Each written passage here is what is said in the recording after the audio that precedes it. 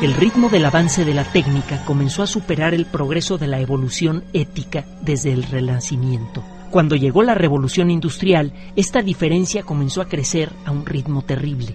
Las nuevas máquinas eran fáciles de construir y de operar, y parecían no tener límites. Los nuevos metales y las nuevas técnicas permitieron fabricar, entre otras cosas, armas con un poder incalculable. Sin embargo, el espíritu social seguía siendo el mismo que en la Edad Media.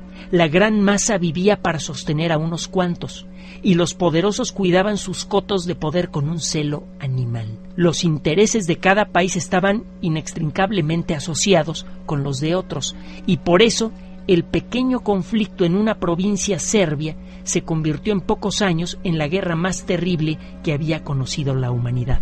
El avance tecnológico llegó casi al mismo tiempo a todas las partes en conflicto.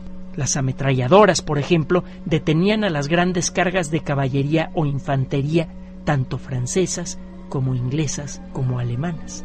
Los contendientes, a darse cuenta que no podían ganar, crearon grandes trincheras. Si un soldado asomaba la cabeza, se arriesgaba a que se la volaran de un certero disparo. De vez en cuando, los generales de ambos lados ordenaban el asalto de las trincheras enemigas. El resultado era inevitablemente una carnicería. En algunas batallas murieron centenares de miles de personas, y en más de una ocasión hubo batallas con más de 1 millón de muertos. La lucha duraba ya varios años. Las trincheras protegidas por nidos de ametralladoras parecían intocables. Los ingleses ya no podían reemplazar a todos los muertos que día con día eran generados por el gas, los lanzallamas, las granadas y las balas. Un ingeniero inglés presentó entonces una solución. Se trataba de una máquina. Pesaba más de 25 toneladas. Parecía un tractor, pues tenía grandes orugas, pero también tenía una cabina cubierta enteramente con acero. En su interior, 8 hombres manipulaban a la máquina y disparaban grandes ametralladoras. La cubierta de acero anulaba el efecto de las ametralladoras enemigas. Solamente el impacto muy cercano de una gran granada de artillería pesada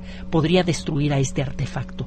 Los ingleses llamaron a este aparato el Mark I. Era lento, se descomponía con relativa facilidad, pero aún así su sola presencia infundía pánico entre los soldados alemanes. En más de una ocasión, los aterrados germanos abandonaron sus trincheras con la sola aparición de un Mark I.